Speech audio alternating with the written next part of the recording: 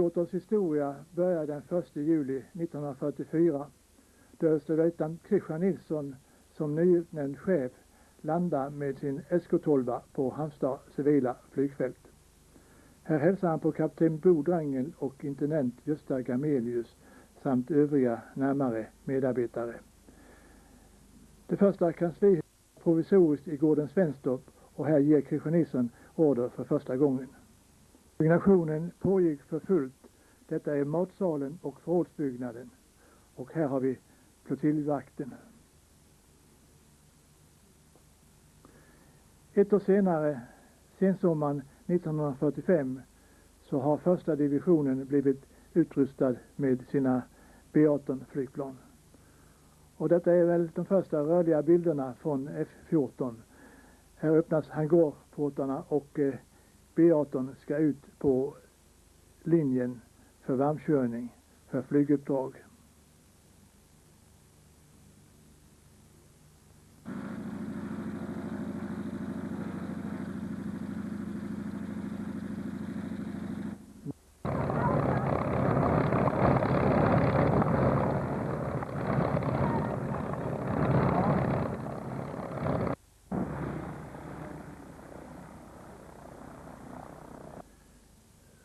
Flygande personal gör sig redo för ett flyguppdrag som de ska följa med.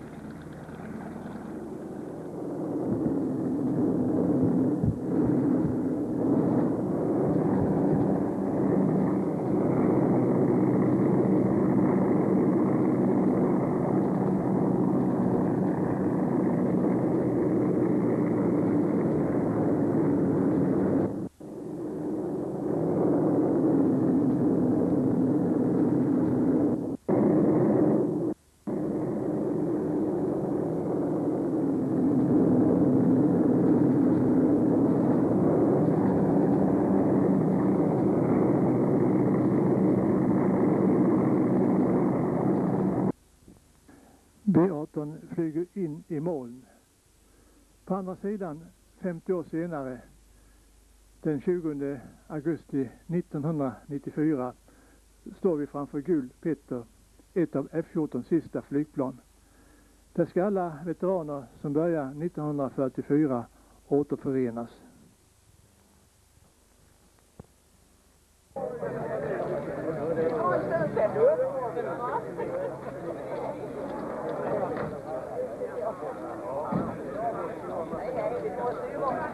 Jodå.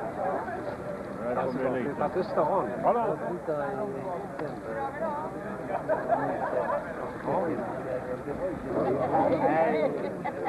Det var lätt. Ja, ni heter han, ja. Vi diskuterar, känna på det. Vi diskuterar lite förna folk. Ja.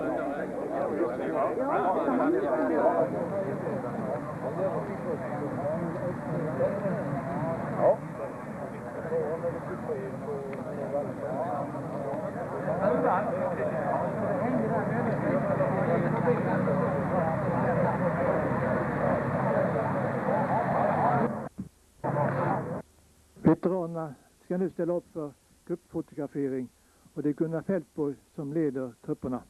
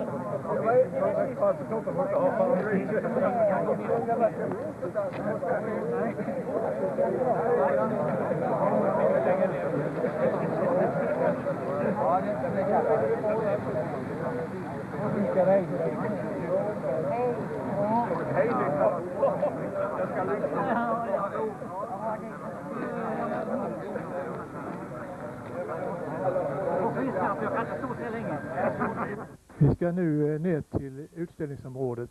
Här möter vi en J26 Mustang, en Harrier, 2 stycken skolflygplan Toscano, en Jaguar och så har vi vårt eget skolflygplan SK16 som var i tjänst mellan 1947 och 72. Här kommer uppvisningsflygplanet Boeing Störman. När jag blir stor så ska jag bli Viggenpilot.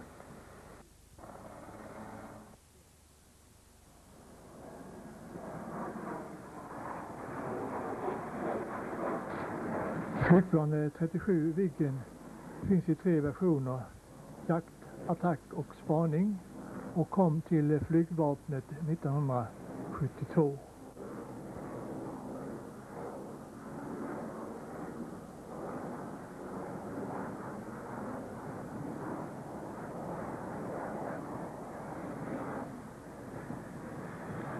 Och nästa moment kommer föraren att visa en kolklandning där man använder motorn för att reversera och på det viset korta av rustningen.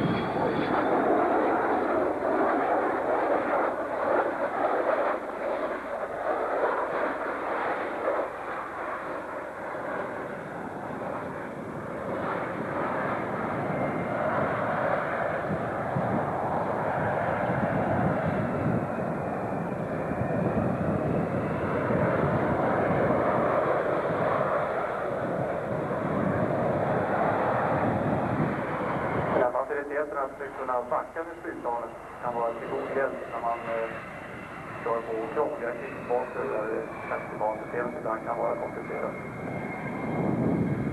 Efter omstarten här kommer han att göra en lågfartssväng på låg höjd.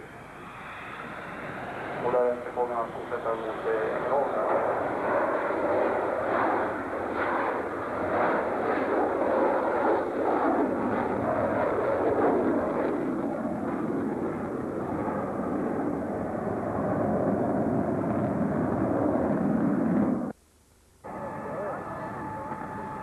Det flygplan som vi nu ser, det är TP-83 Pembroke, och det var ett transportflygplan som flög i många år här på F14. Är det förresten någon som har funderat på vad Pembroke betyder? Jo, det betyder klaffbord.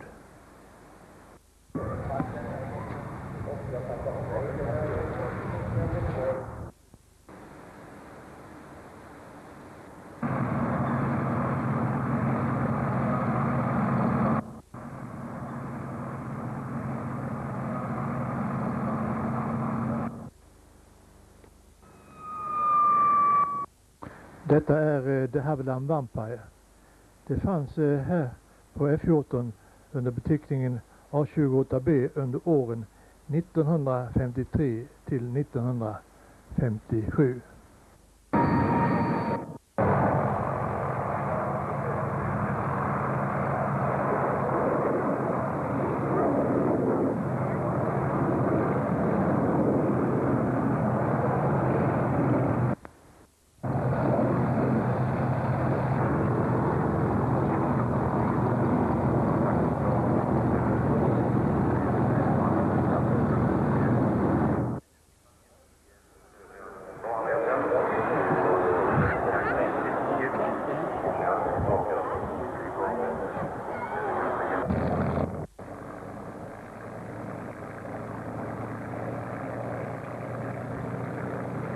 Det här härliga ljudet kommer från Mustang. Det fanns i svenska flygvapnet under åren 1945 till 52 under beteckningen J26.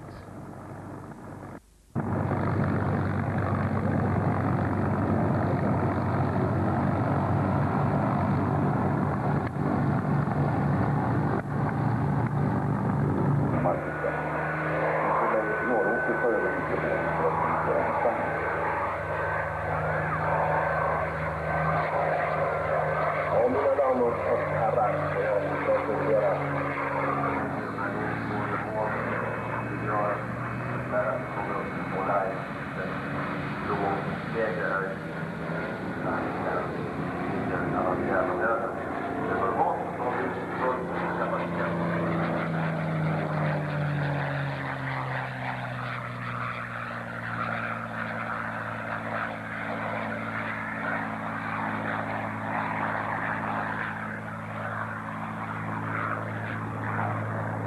station av kärran och piloten. Det är Björn Löfgren som flyger den. Och längst fram i nosen sitter en stor propeller, en Hamilton standard konstant speedpropeller.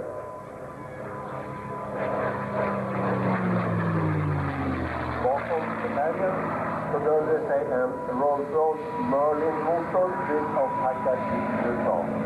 Och i normalutförande ett vattenkylare, eller vätskekylare. Och det gör att den här kärran är bra på allting. Den klarar kylning och sådana här saker till land.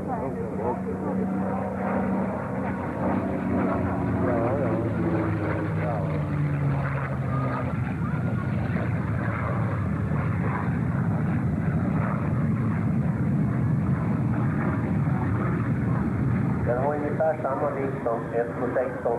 Förstår ni, det är en väldig skillnad när man har 1500 hästar med och tak. Flygplanet ägs av Flygexpo i Västerås och det finns på Swedish Veteran Wing Museum i Västerås och där vi visar och har det öppet lördagar och söndagar. Det är folket som hjälper oss, som våra tekniker och allt sånt jobbar i regel där.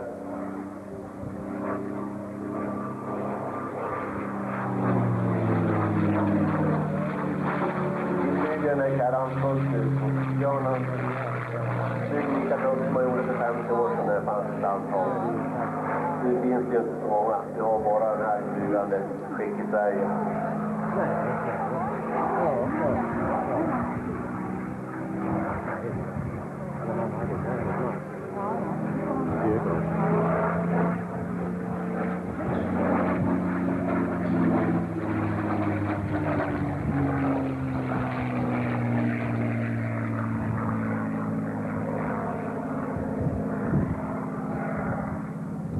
Petar.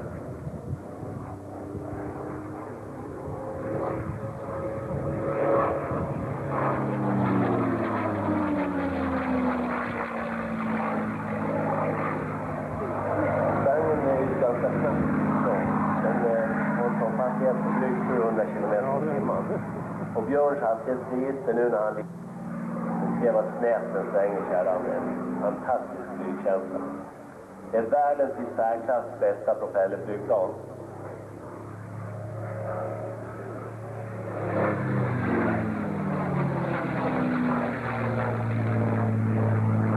När man startar kärran får man inte trycka på för mycket för den är så kraftigt så då snurrar han runt propellern och skvaddar själv.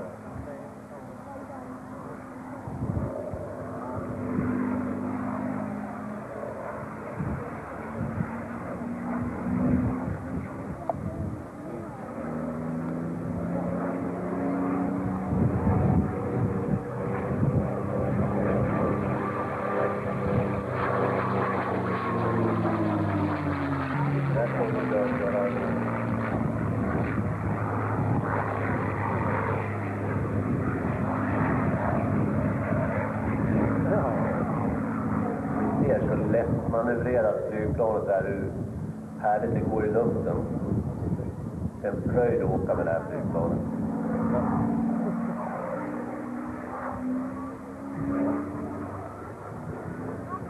Det här lite visslande ljudet ni hör, det kommer ifrån kanonerna.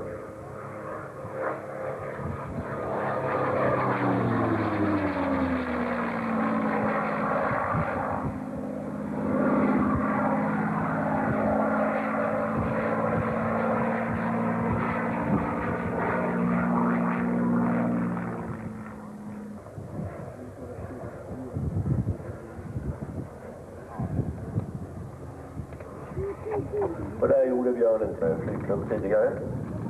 Nu är det Per-Olof Theo Olsson som gör en avancerad uppvisning.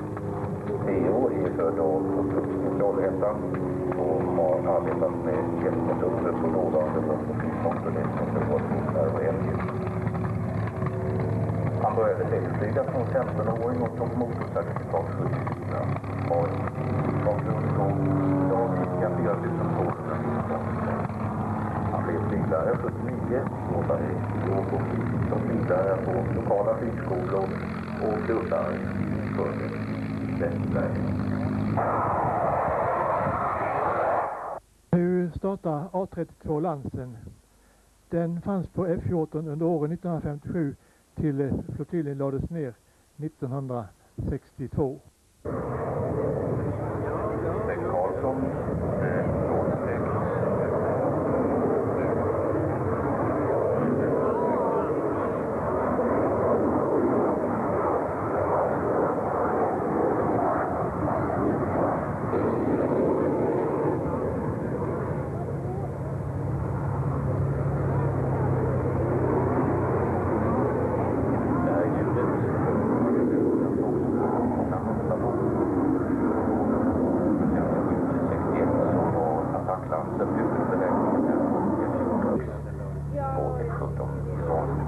Sedan utvecklades då en jaktversion också.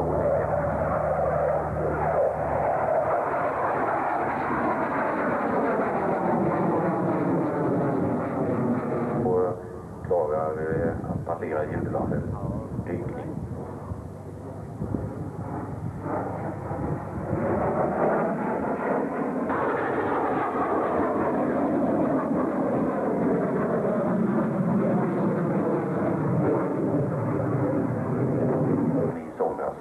Och det fanns då mycket starka önskemål om att man till kommande år vill se Lansen flygande utomlands.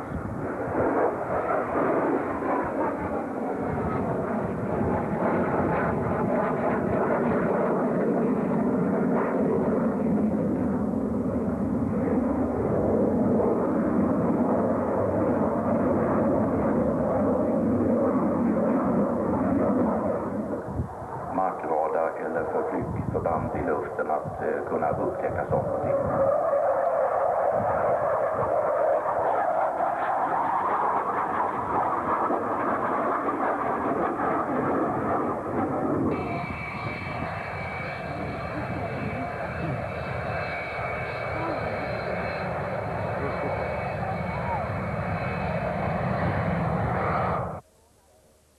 SK16 som vi nu ser hade en lång tid inom flygvapnet som först skolflygplan och sen som sambandsflygplan. Det fanns på F14 här en lång period.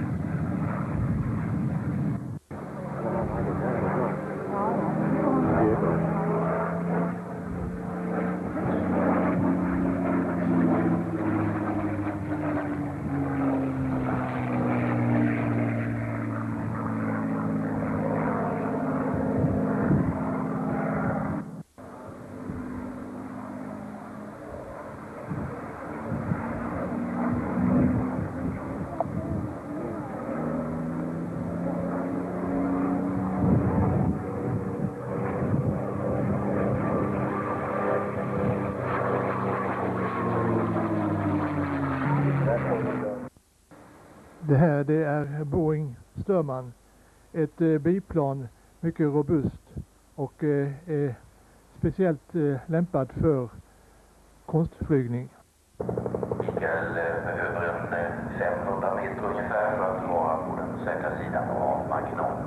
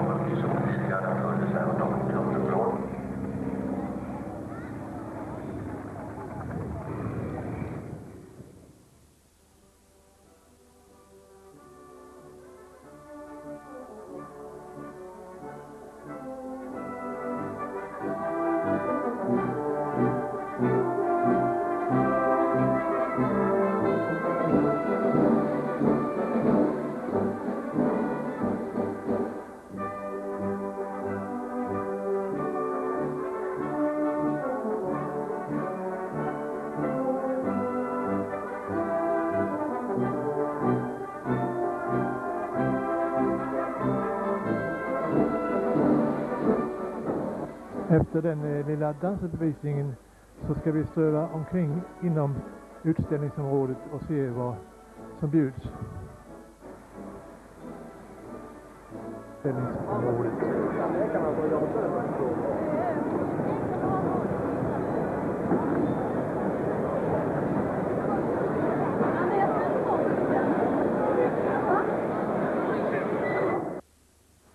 Ja, vi går väl in i hangaren och tittar vad som finns här. Mycket folk som vi ser. Och här träffar vi 3 stycken fina representanter från F14 damer.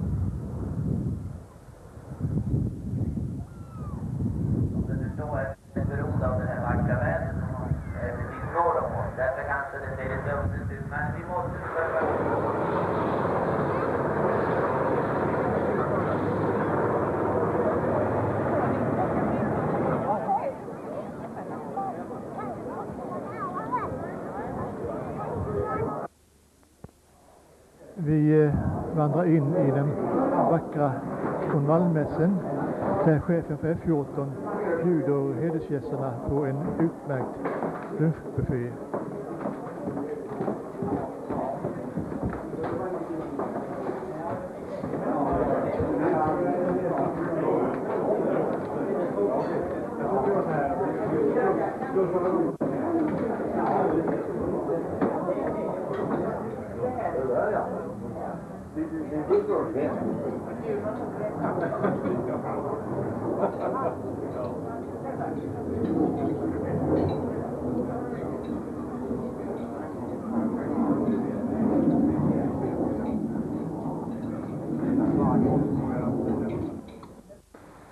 –1944 års veteraner har mycket att prata om. Ja, men jag kan fortsätta med det. Alltså dagen, det måste vara väldigt bra. Ja, vad det är. Eller vad vet. Nej.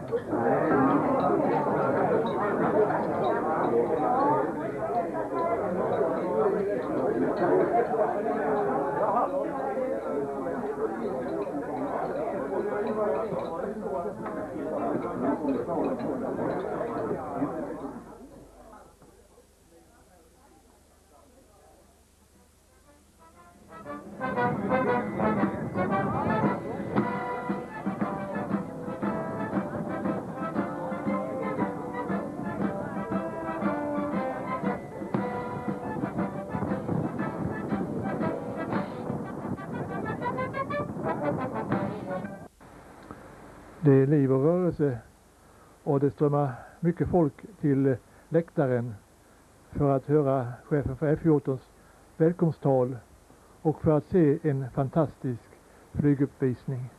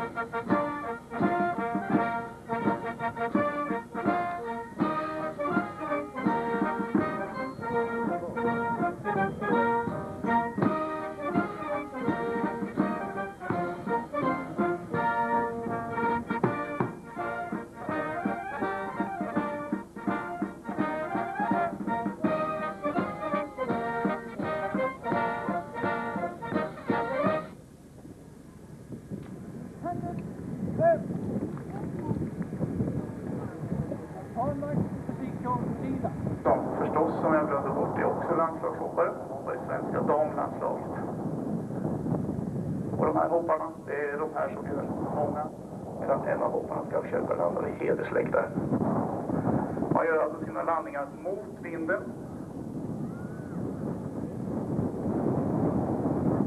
Och det här är alltså ett litet men mjukt flygplan som vi åker omkring med. Och i landningen så trycker man ner styrantagen, så gör man en sån här mjuk landning.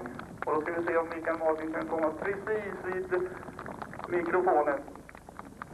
Och nu är övriga hoppare på väg in.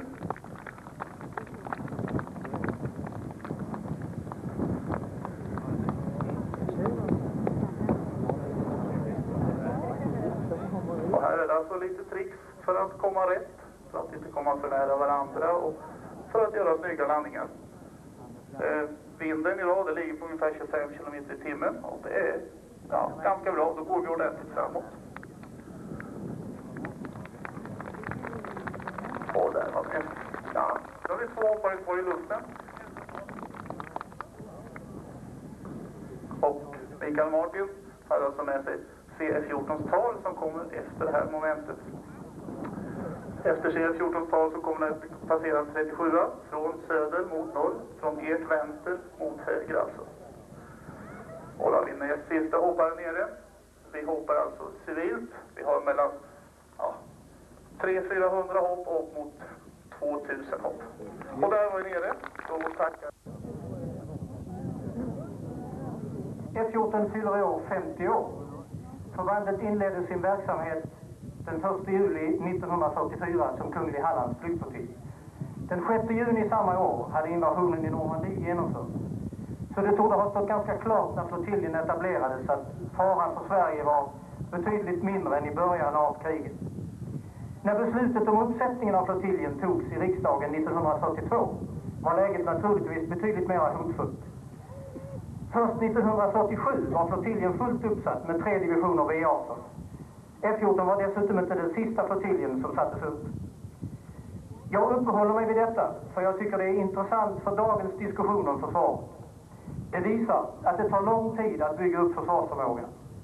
Det beslut som fattades strax före och i början av andra världskriget fick inte fullt genomslag förrän efter 5-10 år. Lärdomen för framtiden bör vara att vi är tvungna att kontinuerligt upprätthålla en försvarsförmåga om vi säkert ska vara beredda den dag världsläget eventuellt åter blir hotfullt. Hallands flygflottilj levde ett kort liv som flygande flottilj. Redan 1958 fattade riksdagen beslut att lägga ner flottiljen och 1961 var avvecklingen klar. Det blev 17 år som bomb- och attackflottilj inom första flygeskalan. Vi bedriver en mycket begränsad flygtjänst här vid F14. Den flyguppvisning som vi strax ska få se genomförs helt och hållet av flygplan från andra förband. Men F14 har i hög grad bidragit med att utbilda männen och kvinnorna på marken som håller flygplanen i luften. Utöver en uppvisning av vad det svenska flygvapnet idag kan har vi glädjen att se gäster från det brittiska flygvapnet, Royal Air Force, som kommer att bjuda på en högklassig uppvisning. Välkomna och njut av vad modern teknik och välutbildad personal kan åstadkomma i förening.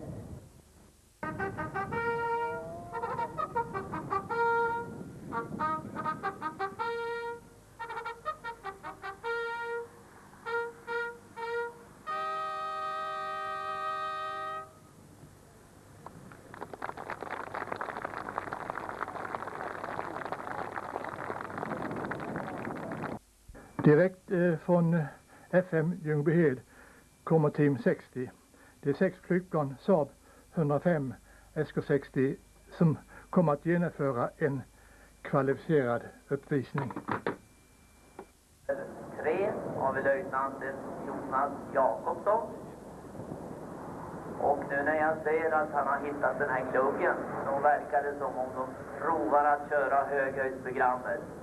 Det innebär alltså att ni får se en looping här och sen kommer han att skruva på vägen ner. Strax kommer han att omgruppera.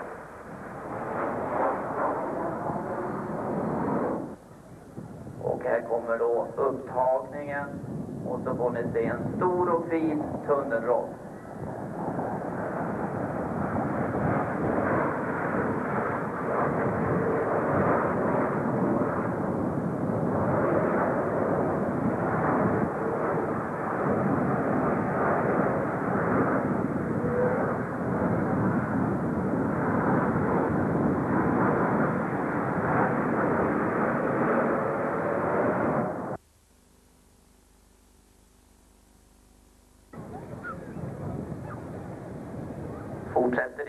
den här formeringen svan, upptagning för looping. Och efter den loopingen så kommer ni att få se en horisontell split. Tar de upp, farten minskar upp emot toppen på loopingen. Där farten då är nere i 200 km i timmen. Och sen på väg ner så ökar nu farten upp emot 550 km och även belastningen ökas upp emot 5-6 G. Och mina damer och herrar, får jag nu presentera 1994 års tidsväxling.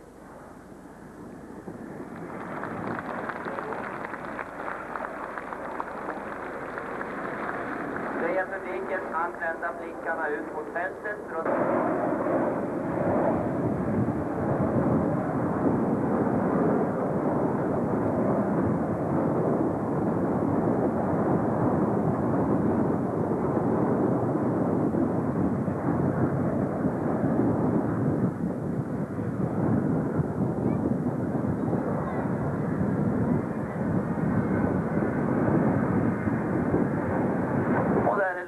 färdigt så tittar vi mot norr eller åt söder. Så kommer två enskilda och lägg märke till Agnes som kommer från norr. Att han ligger inverterad och tillsammans så ska de rita en looping på himlen.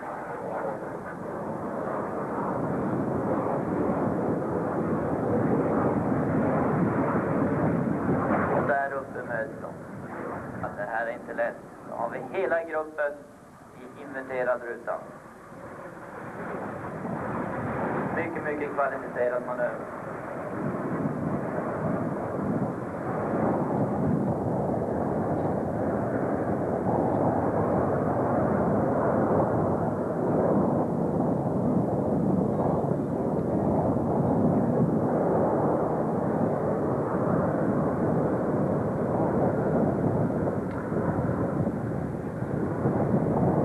Som ni förstår är vi väldigt beroende av det här vackra vädret som är precis norr om oss. Därför kanske det ser lite underligt ut. Men vi måste försöka lägga oss där det inte finns så mycket moln. Men nu ber jag, det där kallar de för korsmötet.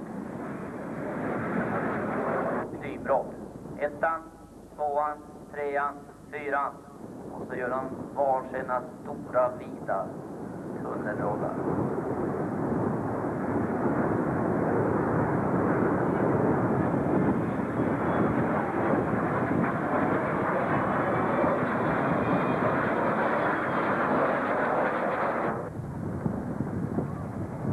Se om gruppchefen hittar lämpligt utrymme för att göra den här splitdownen framför er.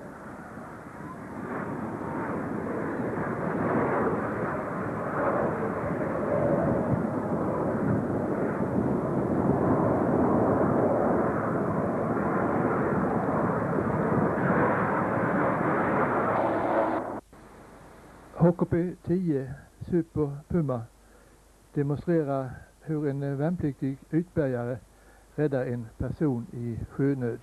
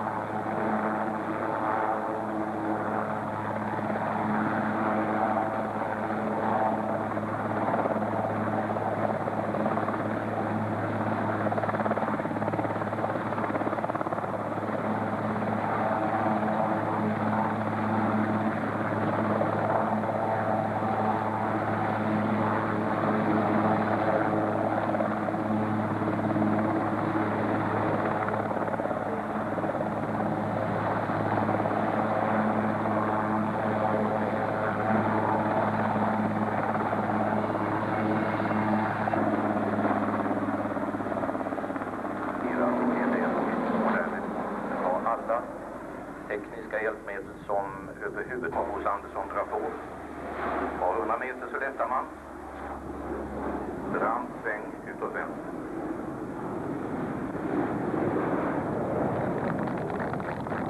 Hercules är ju en verklig arbetssätt. Flyger inte bara inom Sverige utan över hela världen. Det finns de som säger att det finns ingen plats på jorden där en Hercules inte har varit eller sannolikt kommer att landa. Och det ligger väldigt mycket i det.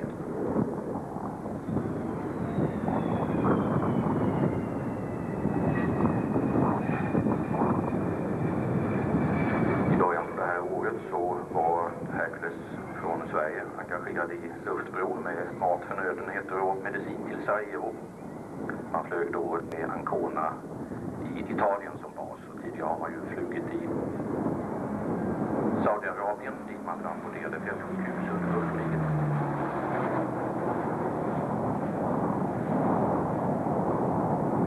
Man har flugit i Afrika för att lindra nöden i omgångar. Och titta nu på vad som följer efter den här 360-graderssvängen. En brant stigning uppåt, och lägg märke till vinkeln. Det är nästan över i ryggläge. Hercules förare över hela världen brukar titta på det här och undra hur man klarar det. Går det att rolla med en Hercules, undrar man. Men ni vet ju hur det är med uppvisningsflygare. De säger en sak och gör någonting annat. Han har fyllt 50 år och tycker att det får räcka nu. Han har flugit enskild uppvisning. Han har flugit med Team 60. Nu drar man igång motorerna igen. Då får vi passagen.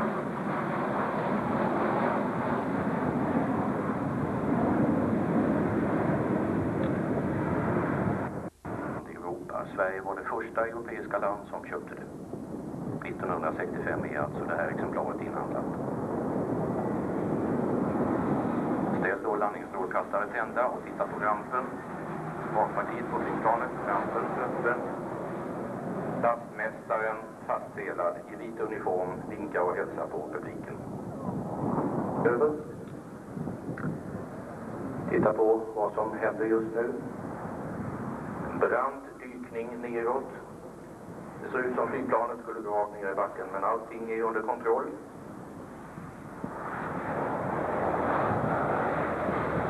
In på banan, kortlandning. Maxreducering på motorerna, man ställer upp dem och använder för bromsning tillsammans med hjulbromsarna. Inte undra på att det här väcker uppseende ut i världen när man visar hur man hanterar Hercules.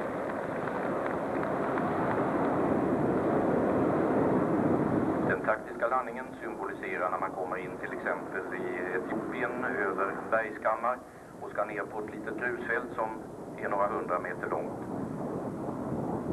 Ibland tvingas man att landa på strippar som inte ens är preparerade.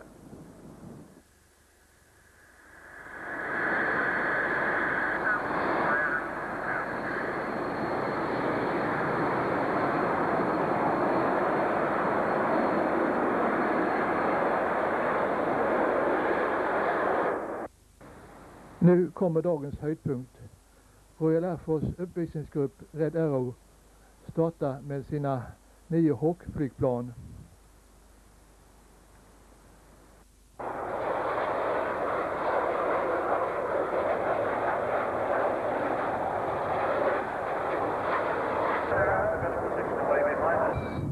Man börjar med en sväng över centrala Halmstad där man släpper ut röd, vit, blå rök.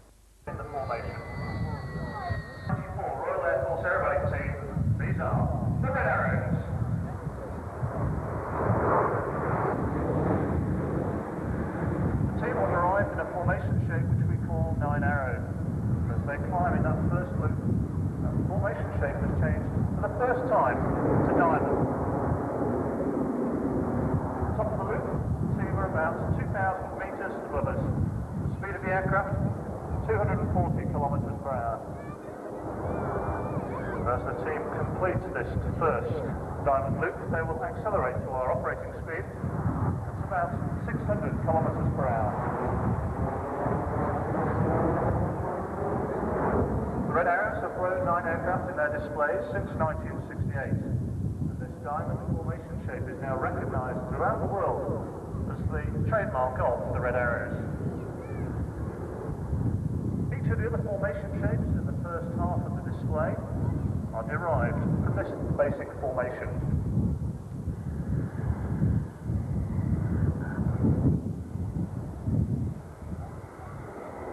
But to enable you to get a close look at this shape, from your left, the diamond bend.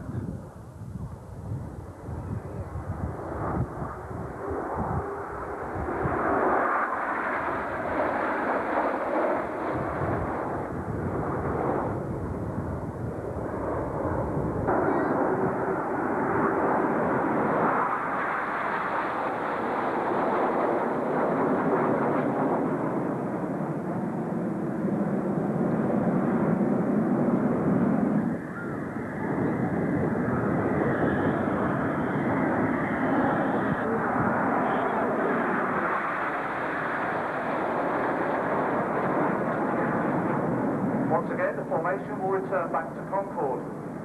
As the team, back to Diamond. But as the team continue this bend, see now as reds 2 and 3 will move back along the formation. And you'll see the distinctive profile of the Anglo-French supersonic airliner, the Concorde.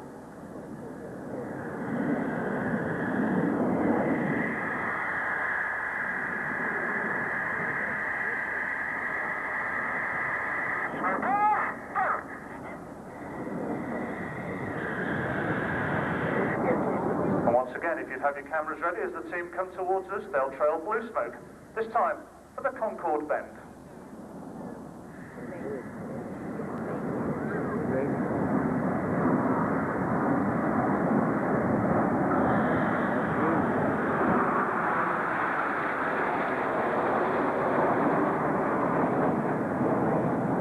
Team leader for 1994 is Squadron Leader John Rands, selected from a variety of the fighter aircraft of the Royal Air Force. And on completion of their tour with the team, they'll return back to the front line of the Royal Air Force.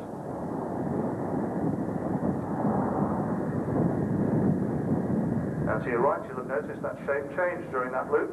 This time, the formation is called feathered arrow. It's also known to that we can actually change from a full to a flat show. So we get a close look there at red or feathered arrow. But as the team continue this bend, you'll see reds 8 and 9 move behind the other aircraft, and the shape will change to spear.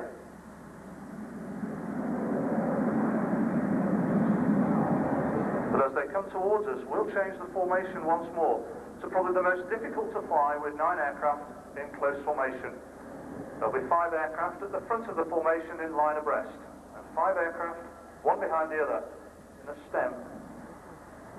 This particular shape is called Tango. And this is the Tango bend.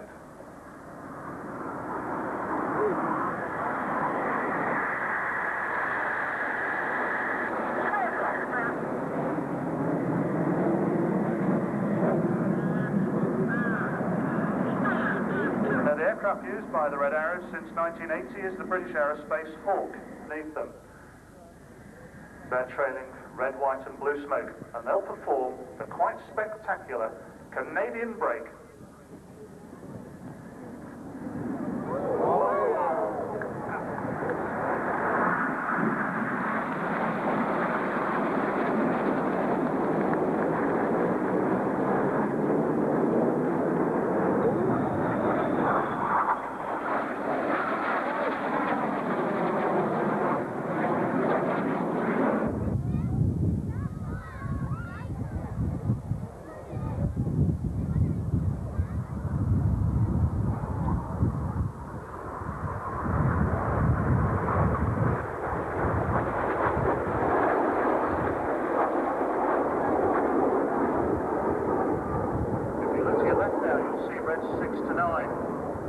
Performing now a maneuver which we call the corkscrew.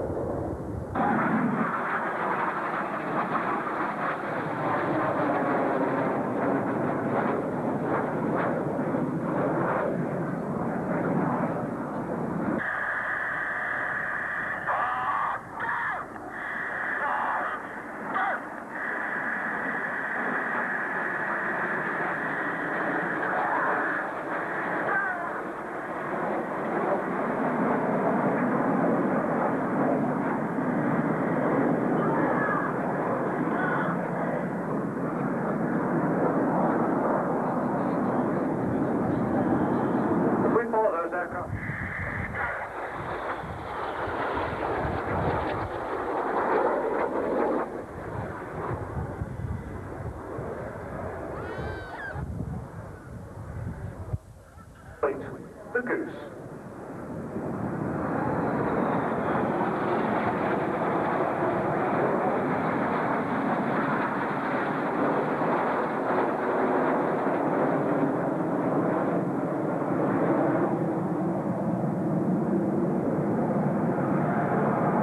And as the main section climb away from us, trailing the traditional red, white and blue smoke of the team, stand by for the return of the synchro pair.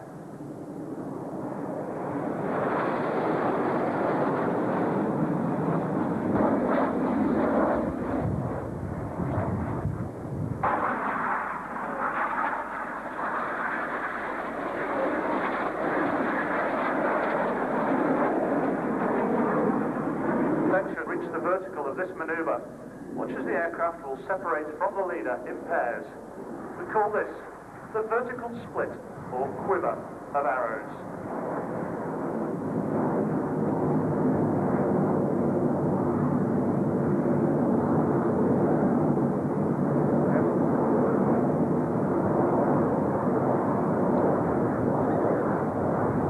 Opposition loop.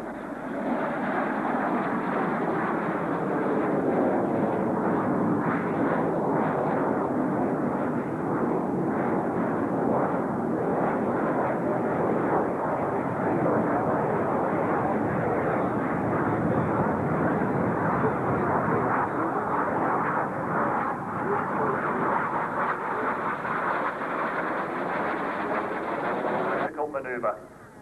This is called the caterpillar loop.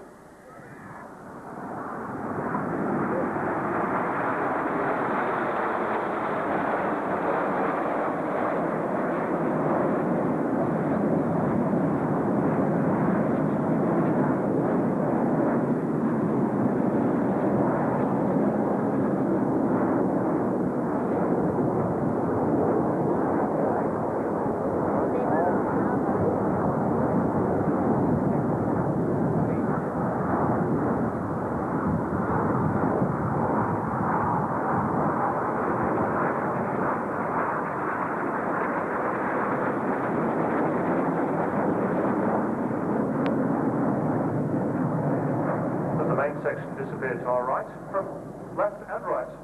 For the final time, here come the synchro pair. And this time, the opposition 4 points.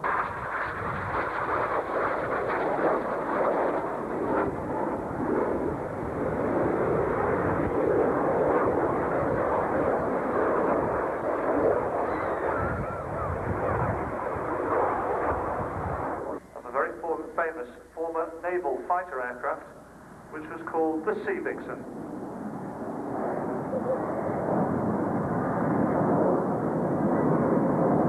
But as the team completes this Vixen loop, which as they come towards us for our spectacular finale, that smoke colour will change to red, white and blue. Ladies and gentlemen, the 1994 Royal Air Force Aerobatic Team, these are the Red Arrows.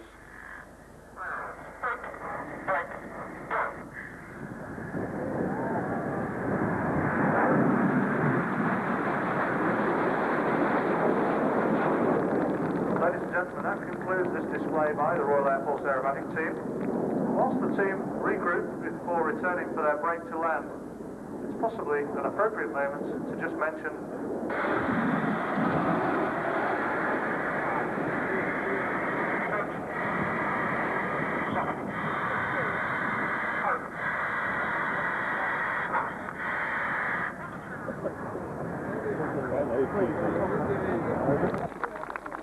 vi säger tack till Squadron Leader Les Beatty för den här presentationen av Red Arrows.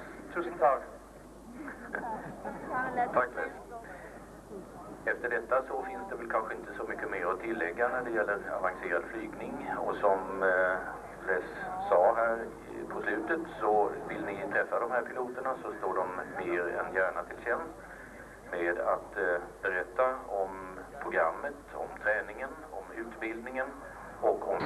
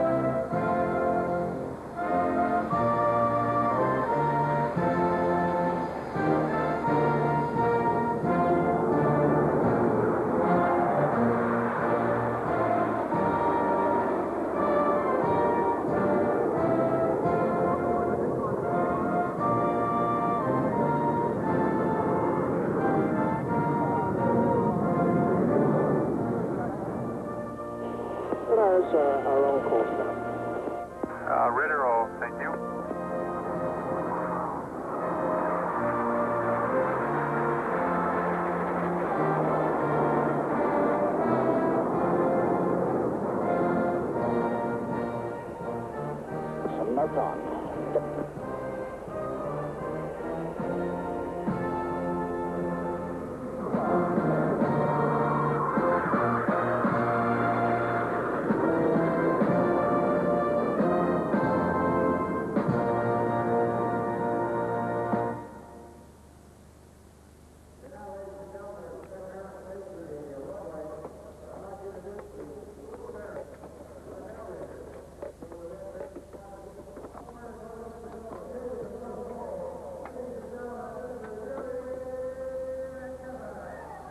A warm day in late summer, an airfield in North America. 3,000 miles from home, the Royal Air Force aerobatic team is taking to the skies.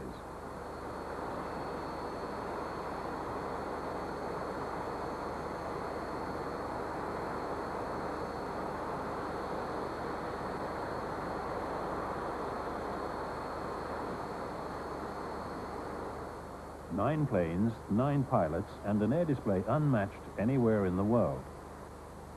In recent years, there have been tours across Europe, the Middle East, the Far East, even the former Soviet Union.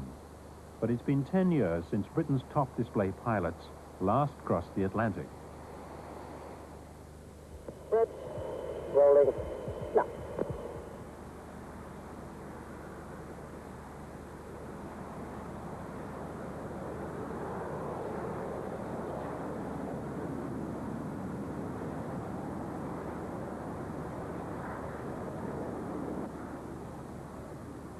The Royal Air Force has been celebrating 75 years of flying.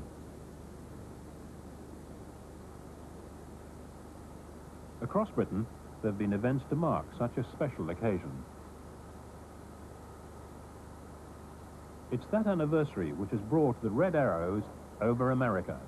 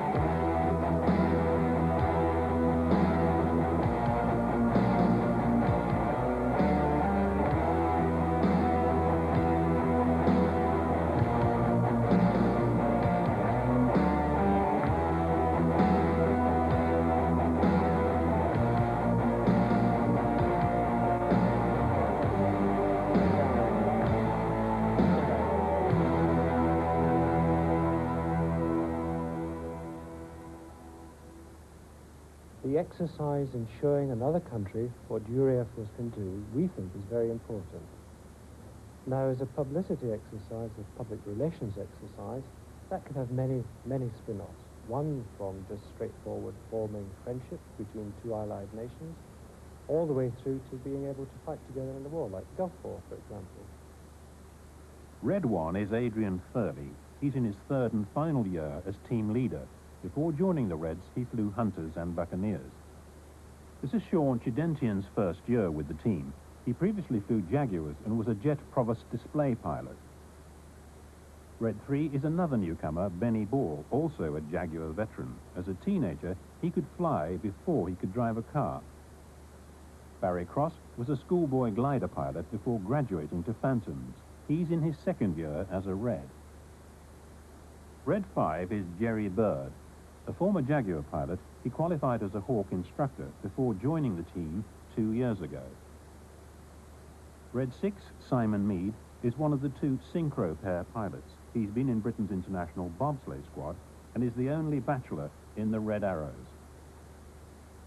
Rob Luss studied archaeology at Cambridge University, but also learned to fly. He's now the second synchro pilot. This is Gordon Howe's last year as a Red Arrow. He joined the Merchant Navy from school before going on to the RAF to fly Phantoms. Neil Rogers is also in his final year with the team. A trained civil engineer, he's another weapons instructor on Jaguars. The team manager is Les Garside Beattie, who spent 9 years flying Harriers. He flies a spare Hawk to each display. But the real star is the Hawk aircraft. The Red Arrow squadron is based at RAF Scampton, Lincolnshire, England.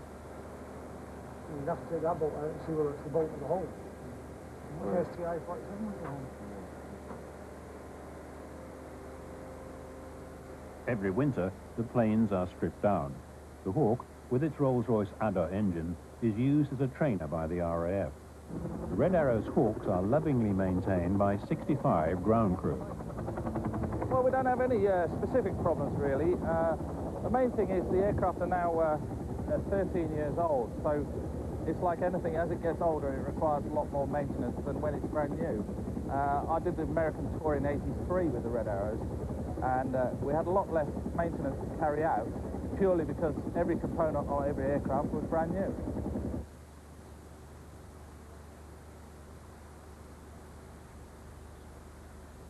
Cyprus in spring. The Red Arrow's long summer begins here. Perfect blue skies, far away from the uncertainties of the English weather. The Red Arrows are the elite. There are about 6 fast jet pilots to join. Of those, 9 will reach the final trials. Only 3 will be good enough to become Reds.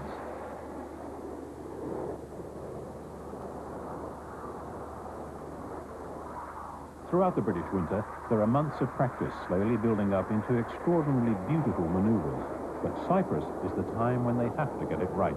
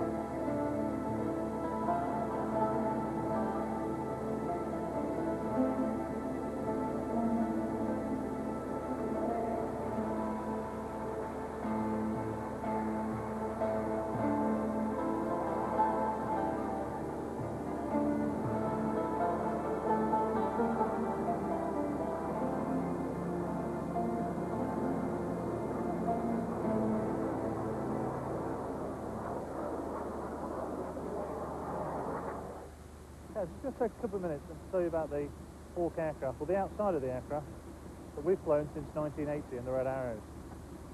We'll look at a few of the little interesting bits and pieces. Both sides of the aircraft are exactly the same, so we'll take a look down the left-hand side. The first thing that you'll see in the crowd of the aircraft as they come towards you is the landing lights on the front, and that's particularly relevant in hazy conditions. That really does stand out well. Let's have a look at the side-on view. The aircraft is a two-seat trainer. The instructor would normally sit behind the student who would be in the front. Obviously that doesn't happen in the Red Arrows, but you can see that the actual cockpit takes up an awful lot of the aircraft space. We've got one engine. That also takes up quite a bit of the space, so there's not much room left then for equipment and fuel. Let's go and have a look at the sort of area we'd put equipment in the aircraft. Just in this little easy access panel, and in here we have radio and navigation type equipment.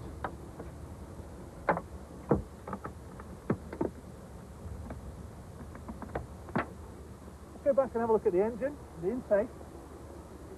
The intake here, there's one on each side for the single engine, and it's actually about 6 feet back before you reach the engine itself.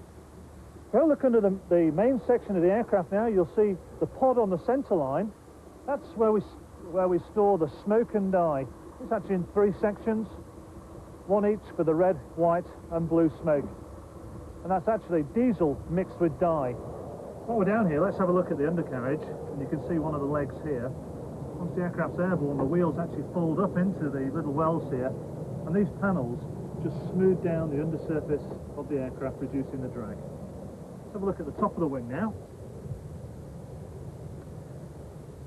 The wing itself is one of the best parts of the Hawk aircraft. It gives it its excellent performance. If you look at the wing surface, you'll see these things here. They're called vortex generators, and this is a wing fence.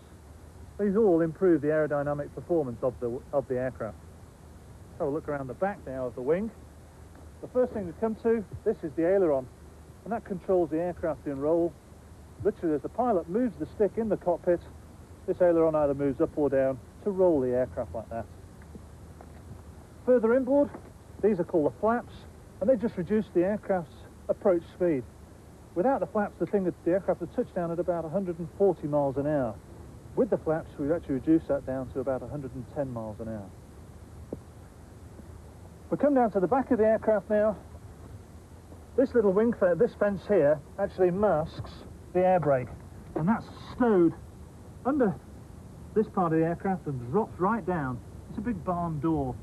We use that to slow the aircraft down in normal flight. We use that quite often during the display.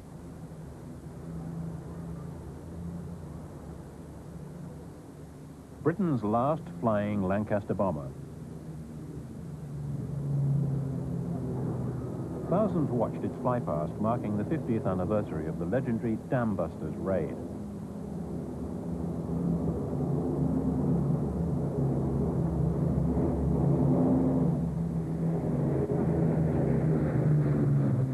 Once again, the Red Arrows were among the stars of the show. Every summer, the team will give around 100 displays at venues as different as stately homes, military parades and Formula One Grand Prix meetings. And every year, there are numerous flypasts for small village fetes and garden parties. Okay, now that we're in the cockpit then, let's have a look from left to right at some of the features of the Hawk cockpit. First of all, this is the throttle. We've got one engine, so one throttle. With on top of the throttle, this little press to transmit button here for the radio, and the air brake selector here, out and in. And if we want to go faster, all we do is just move the throttle forward to full power like so. Right in front of the throttle, we've got the undercarriage and flap selectors and their appropriate indicators. You can see now 3 green indications there on the undercarriage. That means it's locked down safely. This is the main radio. These things here are the flight instruments. This is called the central warning panel. The red one's for important problems, and the yellow ones for something slightly less important, with here a little fire button, and that allows us to press a fire extinguisher in the engine bay. If I just test that, you can see them all lit, and you'll notice what I mean about important problems. Engine fire, engine overheat, a starter fire, cabin pressurization failure, total hydraulic failure. So you can see important problems. Down the right hand side, got more radios and navigation equipment, and those are the things that control the boxes that we had a look at in the front of the cockpit. Finally, we've got the control column here, and that's literally how you sit normally when you're flying, with your right hand on the control stick like this, with the trims. And these little buttons here we've modified on our Hawk aircraft to control the smoke. So if I want white smoke on, I merely press that button there, and you'll notice the indicators here are illuminating. White off, blue on, blue off, and then red on, and red off.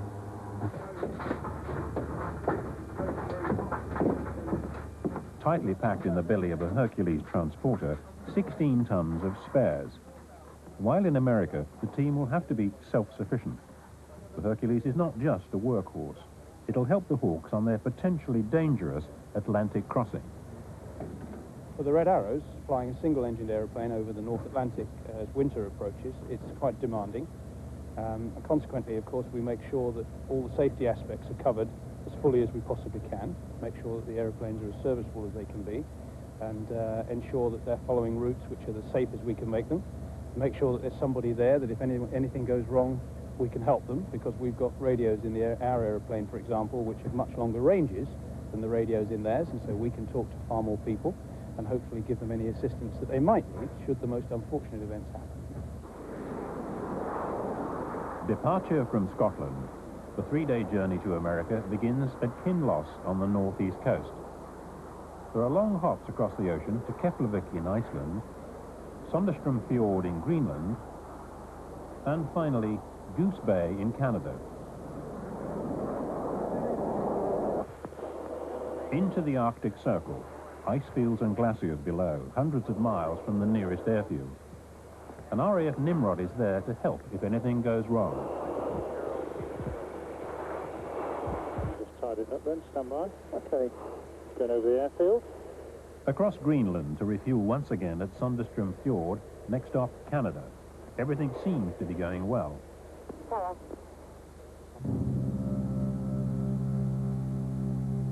Suddenly, hundreds of miles out to sea, an emergency. Goose Bay Red Arrow, stand by. One of our aircraft has a problem. It has an oil caption and may need assistance. Roger. The aircraft is Red 2. He has an oil problem in his engine. He is homing to the overhead at height. He would like a separate squawk. Roger, Red 2, confirm you'll do a visual separation from the formation. I'm now visually separated from the formation, maintaining 12,500 on 988. All the main group can do is press ahead and leave Red 2 behind. And Red 2 is declaring emergency this time. Squawk emergency. And Red Arrow, roger. I started to put my head back against the head box, which you can see up there. And you could feel the vibration through the helmet, and then you could start to see vibrations in the 2 rear view mirrors, and which it steadily got worse until very bit closer into Goose Bay, the oil caption came on, and the engine started to rumble really badly. And from that stage on, it was a case of whether it was going to last long enough to get me into Goose Bay. The Nimrod remains on standby. An engine failure would mean the pilot and his engineer abandoning the Hawk. If we'd had to eject over the sea, then we would have had to get out pretty quickly into the dinghy. The water would be obviously very cold. And then we had a Nimrod search and rescue cover, which in its bomb bay is carrying a big multi-man dinghy pack, which is capable of dropping to us on a great big 600-yard line that has a float at either end. And they would drop that upwind of us, that would drift down to you, and then you've got yourself a decent-sized boat to float around in until some rescue can come along. But slowly, gingerly, Red 2 is nursed home. Touchdown in America. In the next 5 weeks, 2.5 million people will watch the Red Arrows.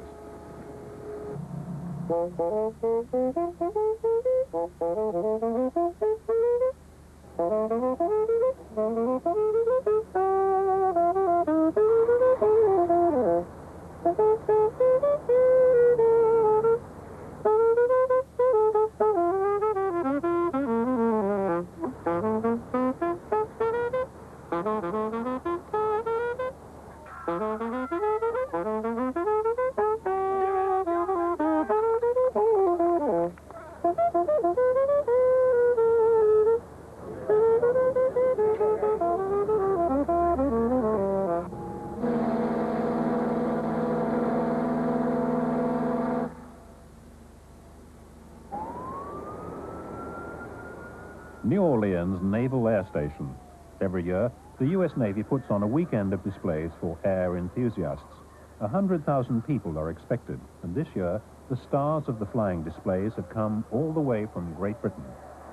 First and foremost, people will say, why on earth do we send the Red Arrows out to America? Well, because the primary roles of the team are recruiting and public relations, and we're not going to do an awful lot for that back home in the UK by being here.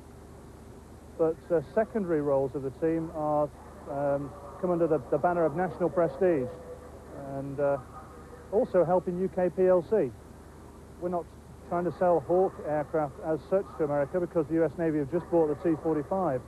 But if we can show the Americans what they can expect of British professionalism in and out of the service, then that all helps.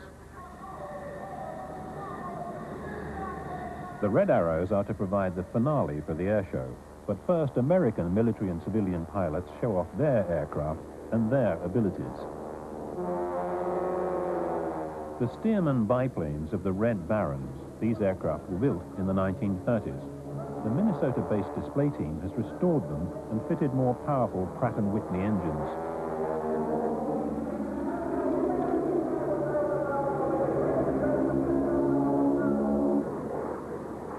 The mysterious stealth bomber. It carries laser-guided bombs and is built entirely of flat surfaces, making it invisible to radar. An outrageous display from the world's smallest jet plane. The Freedom Jet is just 12 feet long. You used to be able to buy it in kit form and build your own jet. The formidable F14 fighter, top speed Mach 2.5, operating ceiling 60,000 feet. It's a key part of the US Air Force's strike capability. Hanging in the sky, an AV-8B jet flown by the US Marines. The British operate the same plane. They call it the Harrier GR7. The day's displays are now almost over. The finale is being briefed in a small room below the control tower. Start up and taxi for runway 4 to go down for a display takeoff coming right off runway 4. As far as I know, the rags are where they were yesterday. Airspace, no snags. We've got the waiver for that. The only thing is they could scramble the F-15s at the end, or the customs man, or Coast Guard, all of whom are based here and are on alert. So we might have to stop. Birds are out again, but singletons today. Big hawk type things hovering over here at about 300 or 400 feet. So keep an eye out for those. So same arrival, coming left and tightening, especially with the wind from the right. Will be tighter than yesterday. About as tight as you were. Change to Diamond was all right. Diamond bend looked a little bit 8-9, wasn't it? Hopefully I'll try and get a bit more G on that today as well. Rolling out, into the wind, smoke off, short Diamond, or the other way around, doesn't matter. Coming left, shuffle. Change was apparently all right. It's certainly as warm as yesterday, I think. So we'll have a whole wad of power in hand. The only thing I did find difficult here, which you might find as well, out here, it's very difficult to judge your height over the trees. There's just nothing there at all, obviously, except trees, and you can't tell how big they are. And I found myself higher than I wanted to be. We talked yesterday about using both runways if we need to. Any questions? There's one question out on the tarmac. When are the Red Arrows on? 11 Hawks are at the ready. 2 spare aircraft have been brought on the tour. The 34 Blues, the Red Arrows support crew, are making the final preparations for today's display. Each plane has its own dedicated team, specialists in avionics perhaps, or engines. And squadron leader Les Garside Beatty will take his audience through these complex maneuvers.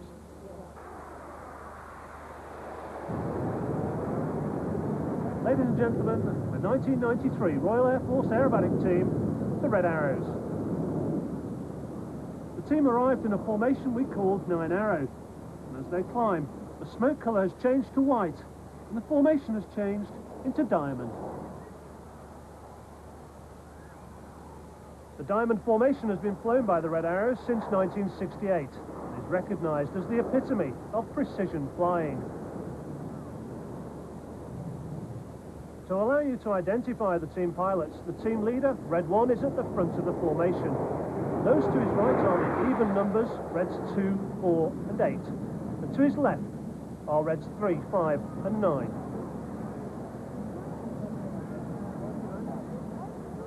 Let's watch now then, as Reds 2 and 3 slide along the formation as the shape changes to one which we call shuttle.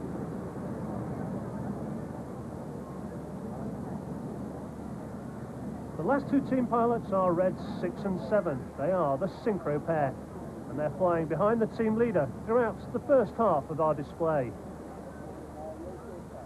Watch now as the team pull up and perform the shuttle roll.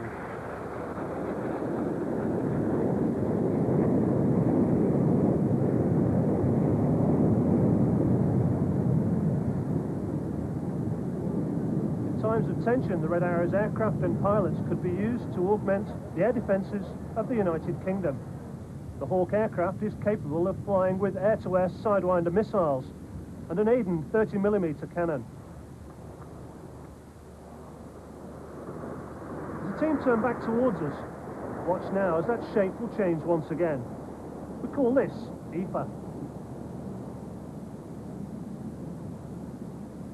This is our impression of the Eurofighter 2000, the Royal Air Force's new fighter aircraft for the 21st century.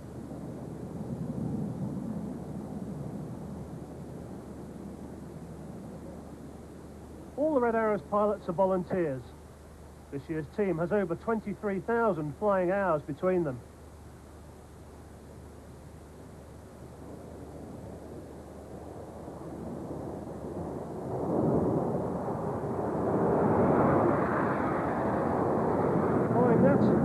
Watch now the B-17 Bend, a special tribute to the many brave crews of the United States Army Air Force who returned home with their damaged aircraft from bombing missions in the Second World War. Just one of ours, Red 2, is trailing smoke as they complete the B-17 Bend.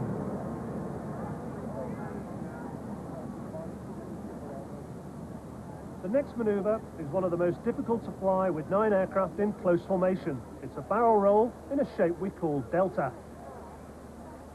It's most difficult for the leading 5 aircraft as they have to fly line abreast as the team complete the Delta roll.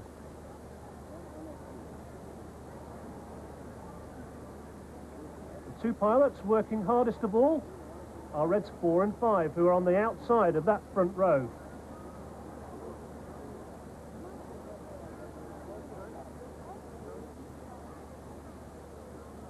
As the team turn back towards us, that shape will change once again, this time into 9 Arrow.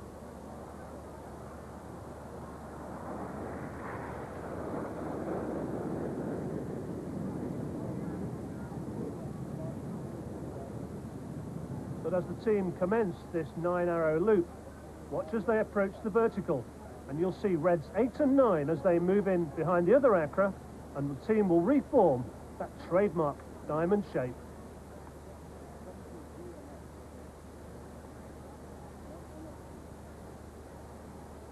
Watch now for the team as they separate. We call this manoeuvre the 5-4 split.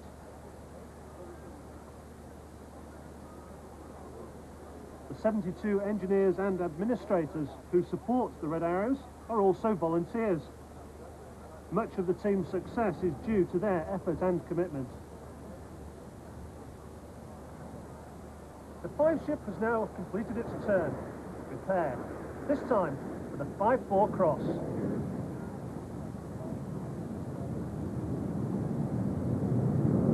At low level, here come Reds 8 and 9. Watch for the 8-9 break.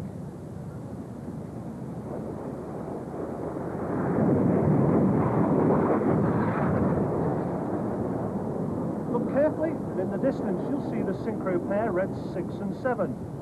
They are trailing red smoke, making the shape of a large heart in the sky. The main section provide the arrow through the heart as they complete the cascade.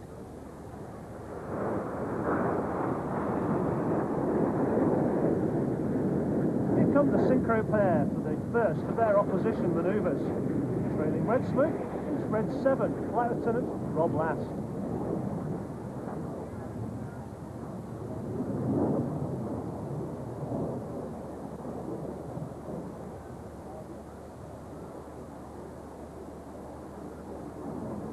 The two aircraft are repositioning. The smoke will change to red and blue as they perform the opposition barrel roll.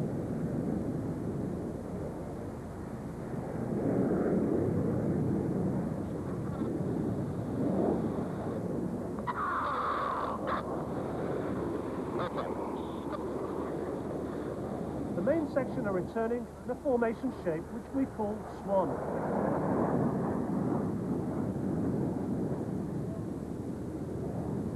But as they enter this loop, watch as that red smoke colour changes to white, signifying a change in the formation shape. We call this next one Vulcan. It's our impression of one of the best loved of the Royal Air Force's old aircraft. The synchro pair have now returned to complete the carousel.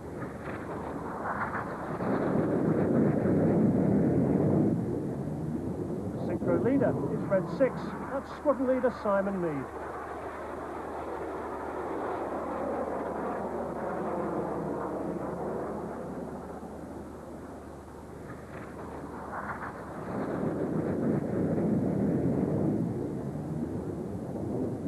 The main section are now climbing and trailing the red, white and blue smoke colours of the Stars and Stripes.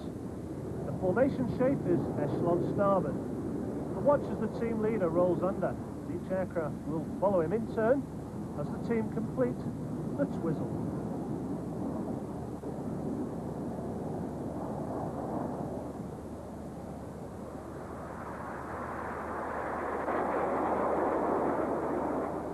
Red 6 and 7 are back now.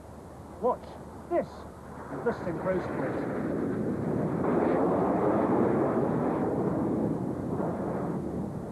Having repositioned, the synchro pair are back and pulling up for the double rolls.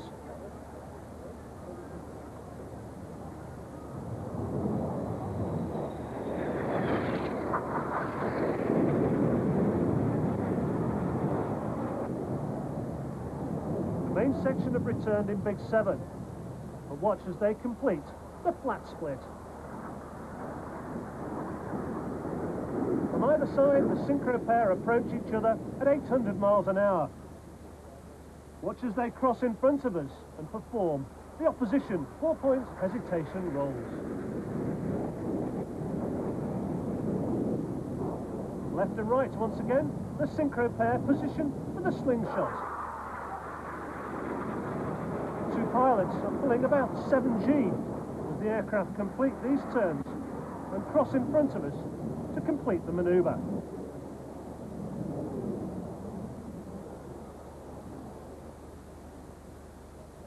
Look to your left now and you'll see the main section, once again in Big 7. The aircraft closest to the leader are pulling up together and reforming Big 7. We call this manoeuvre the rollbacks.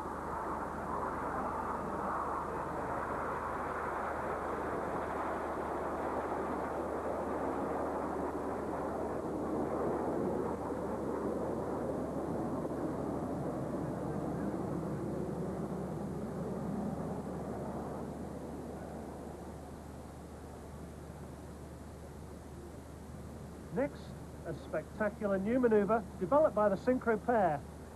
Watch as they complete the shotgun.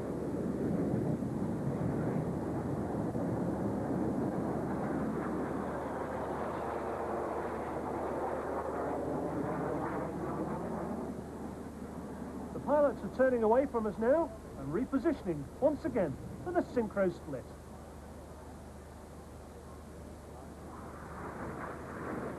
Behind the synchro pair, the remaining 7 aircraft are climbing in a formation shape which we call Vixen.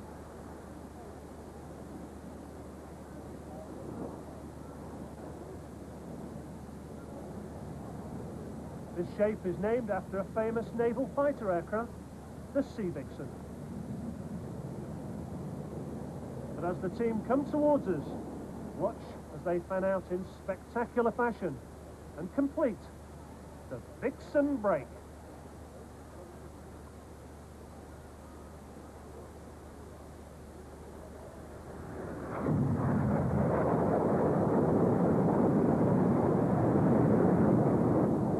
Now running in from either side, the synchro pair for their final manoeuvre. For this, the opposition loop.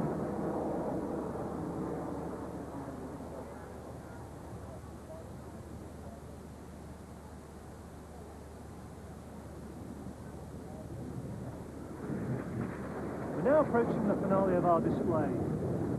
As the 9 aircraft return, you'll notice that there are no 2 aircraft in close formation. But as they pull up in this next manoeuvre, watch as the team reform that trademark diamond shape.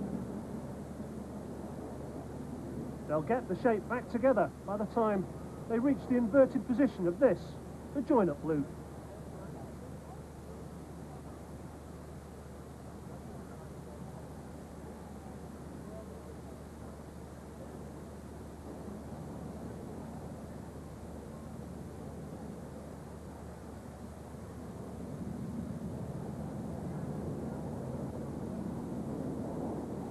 We finish with the parasol break.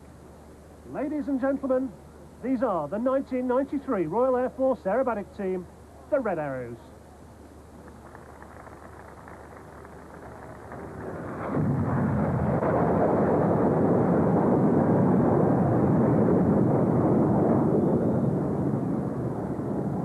Beautiful, best I've ever seen. I've seen all-American flyers.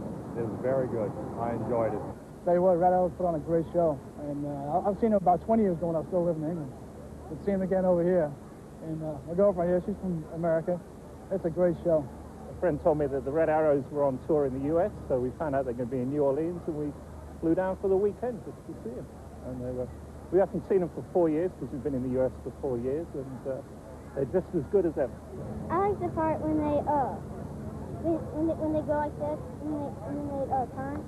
When they go up in the air and they do tricks, that's what I like about the British airplanes. Their precision, the colors, the maneuvers, it was just outrageous. I haven't seen anything like that in many years. For most of their careers, these men are relatively unknown combat pilots. But while they're Red Arrows, flying blurs into show business, and they become the RAF's star performers. I thought the maneuvers were just fantastic, and I thought as an ex-pilot myself that the proximity with which they did the various maneuvers was a real credit to the pilots. That takes a lot of skill, especially some of the formations, because when you're in the back of the formation, all the air in front of you has been disturbed by the other airplanes, so you're getting tossed around a bit, and it's hard to keep it in formation like that. It takes a lot of skill. It demonstrates the capabilities of the pilots. Capabilities, obviously, these were or still are combat pilots and capable of doing that. It demonstrates the pilot's capabilities versus, say, for instance, our demonstration, which is more demonstrating the abilities of the aircraft, the particular aircraft. Nighttime in New Orleans brings all sorts of temptations, some innocent, if bizarre, others more obvious.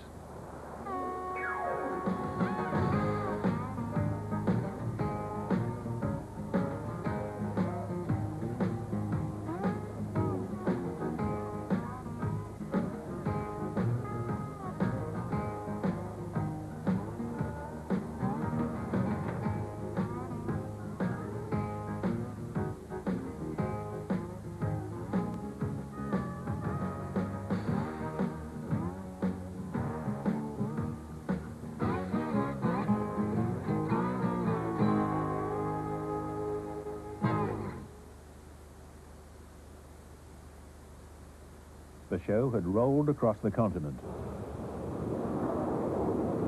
The first display came at Denver, Colorado, onto Salinas on the west coast, another air show at Dallas, Texas, 2 displays at New Orleans. In between, the Reds performed at Houston. The tour then visited Washington and finished at Ottawa in Canada. Albuquerque Center, good morning. This is the Red Arrows, planning through 11,000 for flight level 260. The Hawks crossed great heights. Red Arrow, Albuquerque Center, ready? The tiny planes lost against the Rocky Mountains. an aircraft down the valley beneath us. And just for your interest, there are 7 aircraft beneath us in the canyon. Crossing the Nevada desert and the Grand Canyon. Yeah, got some down. Again, 47. Yeah, just waiting for 5 to finish. All aboard. Loose 9 arrows.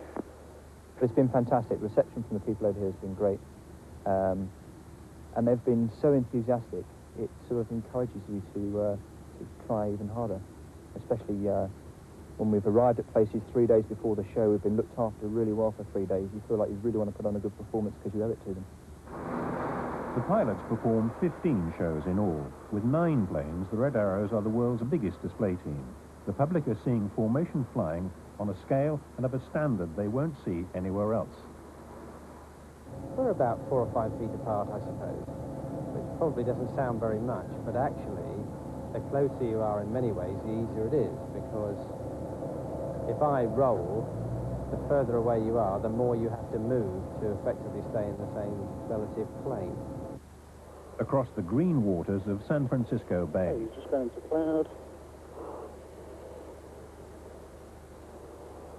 Red Arrows, you're off to the left turn on course, up 230. Red Arrows, clear left turn on course. Yeah, we are on course on this heading. The Golden Gate Bridge almost obscured by cloud. The team in the Diamond 9 formation, which has become their trademark. It looks dynamic, it's designed to look that way, but we go through it very, very carefully. It takes 5 or 6 months to get to the stage before we display. So I don't consider it dangerous. I'm married, I've got 2 little children, so if I thought it was really that dangerous, I wouldn't be doing it. Look on, step. 1 taking, now. 2. 3. Rolling out. The Reds head northeast to Washington, where there's to be another display, and a trip into the past. Some note on. Step.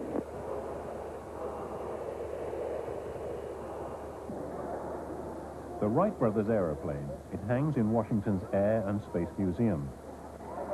Open door, darling. Thank you. There we go. Look at that. Right line. Amazing. Is that the original? Yeah. Apparently they all came back. This was stored for some time, I think about 20 years or so. Yeah. They finally came over here. He was a bit fed up with sitting up there for 20 years. Yeah, I was thinking so. Hey, look. Piece of the moon. That's it. That's it. That's the moon. 3, 2, 1. Who needs a rocket? Absolutely. Touch the moon here. For people in the business of flying, this is a natural attraction. Officers, NCOs and airmen hark back to the age of the wartime flyers. The friendly coast of England slips by below. It doesn't look like much now. But in a few hours, when you come back, if you come back, this will be the most beautiful view in the world. A sentiment shared by men who've been away from home for a month. Luckily or unluckily, my wife is due to produce our 2nd child. It should have been last week, and it's now a week overdue, so we're phoning up regularly to see what's happening. I think psychologically we're on the way home, so yeah, looking forward to getting back. I miss the cold weather, and I miss my wife, and I miss being at home. At Andrews Air Force Base on the outskirts of the city, an expectant crowd is gathering. Senior officers from many countries are to see the Arrows on display. The airshow organisers have picked up the bills for the tour. Now the Reds, in return, want to show what they can do. Out on the apron, the Blues are hard at work. Fuel tanks are being filled. So too are the pods that supply smoke. Up Blues! Okay! What we're now doing is finishing the smoke system. This consists of 3 tanks, the blue tank, the red tank and the white tank. Air is then tapped off from the main engine to pressurise the system. This basically forces the dye out of the tanks and out the rear of the jet. There it is then burned off with exhaust gases to produce the smoke that you see in the air.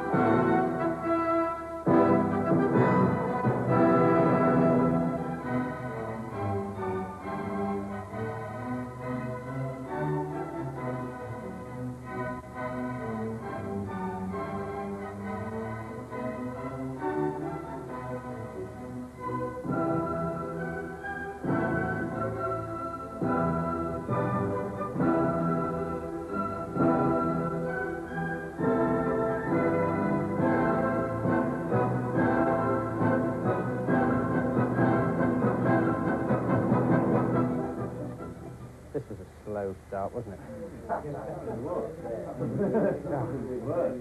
I had to speed it up here, you might have noticed.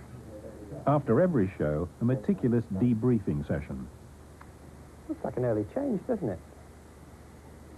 Don't normally see it quite that much.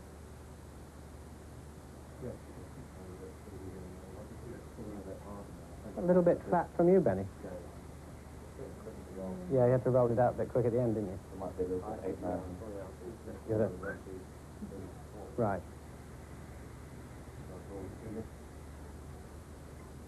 The synchro display again looks spectacular, perhaps too spectacular. Gosh, how close you look. I think it's probably a bit of both. Yeah, I think it was. I think, yeah. The American tour is to be the team leader's swan song with the RAF.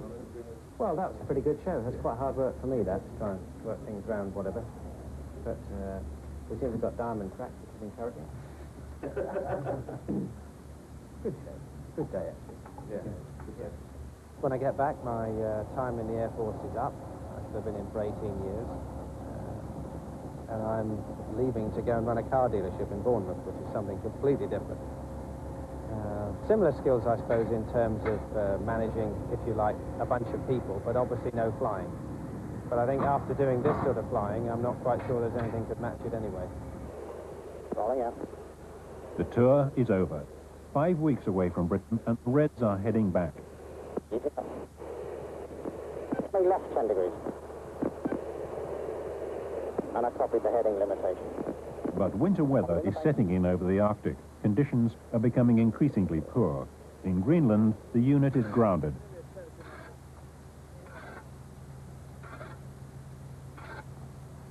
There's plenty of fun and games, but everyone's hoping for a home run soon.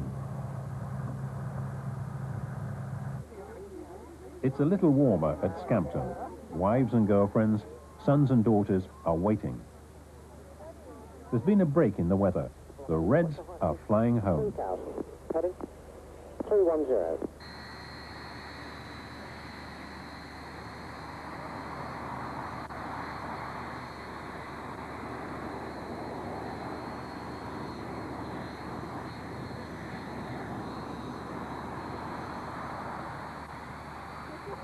Hello, Dolly.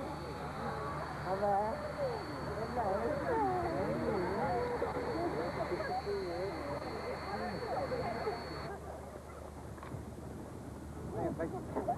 Hiya.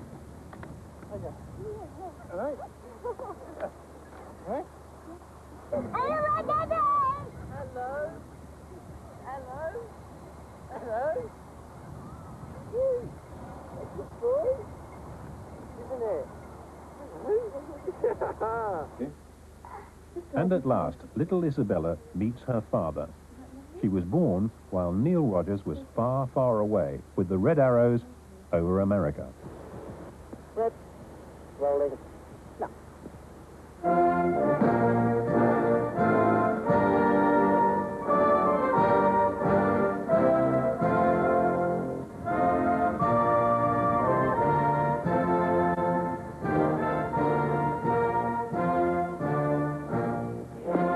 Red Arrows, stand by. One of our aircraft has a problem.